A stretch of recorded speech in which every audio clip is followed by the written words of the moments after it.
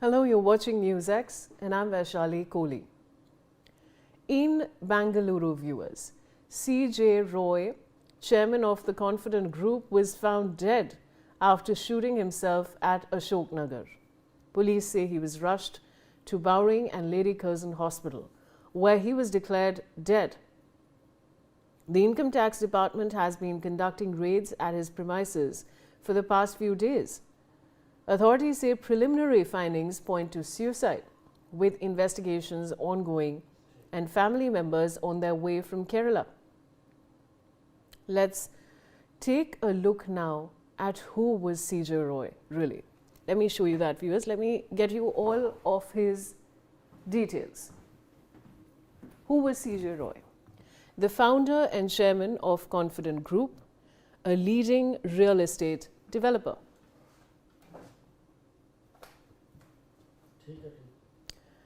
Born as Chiraya Nikand Joseph Roy in Kerala, he grew up in Bengaluru and built a multinational empire.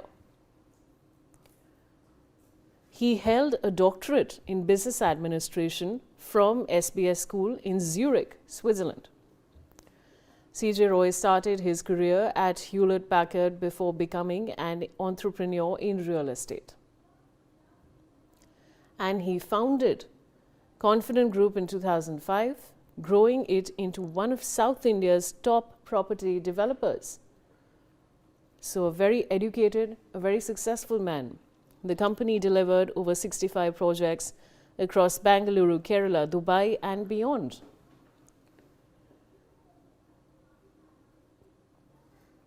This is a huge business, of course, that he also had, and C.J. Roy diversified into hospitality, education, film production and international sports sponsorships.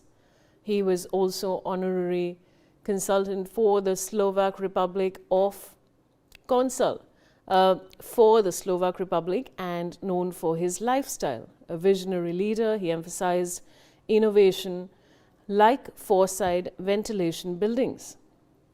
And at the age of 57, C.J. Roy died by suicide in 2026 amid income tax raids on his firm. So this is very tragic, of course, viewers, but then, you know, a very successful and educated man has committed suicide considering the income tax raids on his firm. I have Mr. Bhaskar Rao, he's a former IPS officer, joining me on the broadcast. Mr. Rao, this is a very, very shocking story indeed. What would you like to say? Let investigation take place. Why and how it has happened over there. The country has got multiple investigative agencies and people who have acquired wealth, etc., or whatever investigation is going on.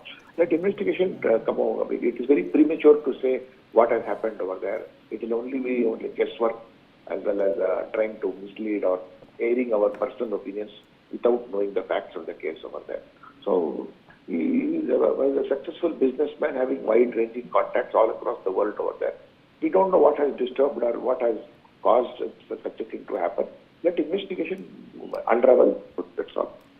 That's true, Mr. Rao. The investigations are currently ongoing, and this is a very nascent stage to really dissect what really happened. But I want to ask you, Mr. Rao, do you really think that perhaps income tax raids could push such a successful, intelligent and an educated businessman to suicide? Just to understand what you think. Various business entities and business persons have been raided a number of times over that. Of course, an income tax raid is a very uncomfortable moment over there.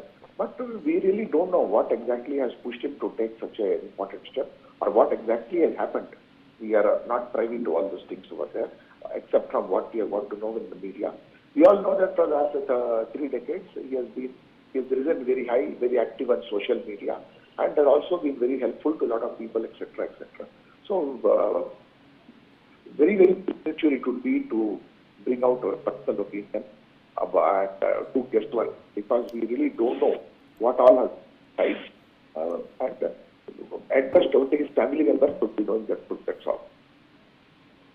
Mr. Bhaskar Rao, I just want to understand from you now. Let's hypothetically, I mean, we've not heard of a suicide note yet, but if there is a suicide note found, vis-a-vis if there is no suicide note found, how do investigations proceed in a case like this? See, now a UDR case is registered in HSR layout police station.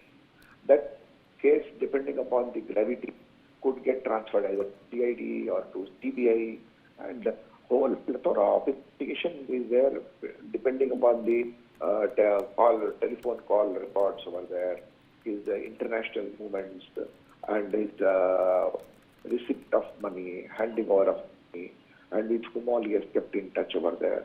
So all these things put together, I'm sure case of this nature will have occupy quite a high priority with Bangalore City Police, or if the issue is escalated to a higher level, even up to Delhi also.